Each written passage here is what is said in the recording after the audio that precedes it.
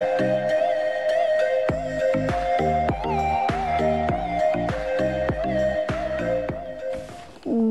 Samira.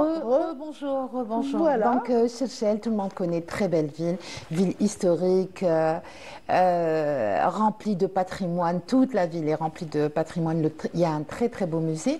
Et au centre, au cœur de la ville De Chefchaouen, de oui. Chefchaouen, il y a bien sûr une très très belle mosquée, une mosquée qui ressemble à un temple romain. Avec des colonnes, on l'appelle, actuellement elle s'appelle, enfin, depuis un moment déjà, elle s'appelle la mosquée En-Nour, mais en réalité au moment de sa construction, elle a été surnommée, on croit au moment de sa construction, elle a été nommée la mosquée aux 100 colonnes.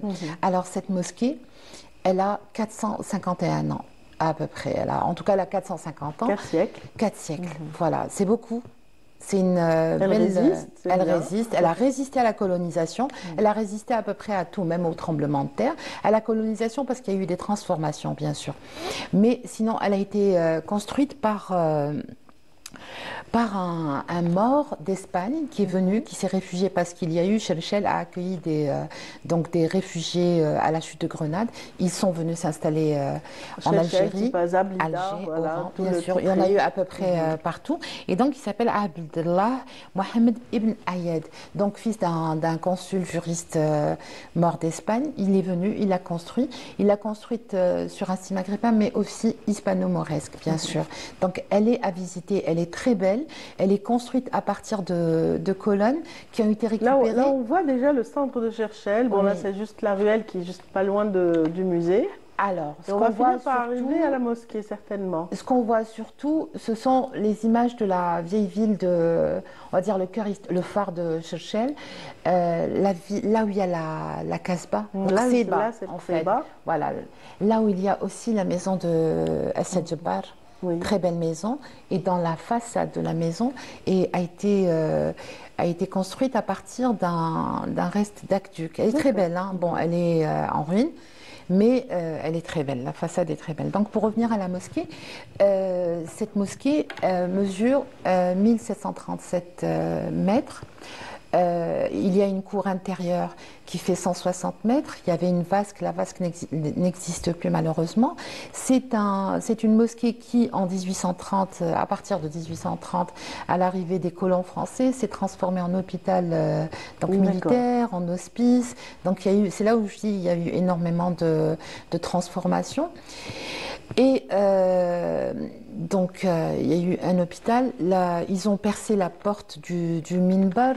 La mosquée avait une particularité. D'abord, son architecture, c'est les colonnes. Et ensuite, parce que par rapport à la Qibla, elle est l'une des rares mosquées qui est dirigée directement vers la Qibla. Elle n'a pas besoin d'un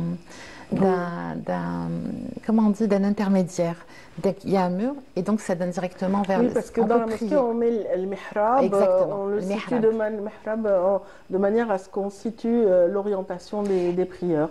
Elle est à 24 degrés de plus. En temps normal, c'est 104 en direction à l'est, en fait, de l'Orient et de la Mecque. Et elle est située à 124. Donc, elle est particulière parce qu'elle est ancienne, elle est particulière par rapport à ces colonnes. Et ces colonnes ont été récupérées d'un site, d'un temple romain. Et elle est aussi particulière parce qu'il paraît qu'elle est construite sur un ancien temple romain aussi, ou du moins Et ces colonnes sont visibles de l'extérieur ou elles sont juste dans la cour intérieure? Alors, justement, aujourd'hui, on ne peut plus les calculer au nombre de 100 puisqu'il y a eu des transformations, mais il y en a 91 on peut les voir à l'extérieur et on les voit. J'ai donné une photo à MRS si elle veut bien la montrer. Oui. On a des colonnes à l'intérieur avec des voûtes et voilà.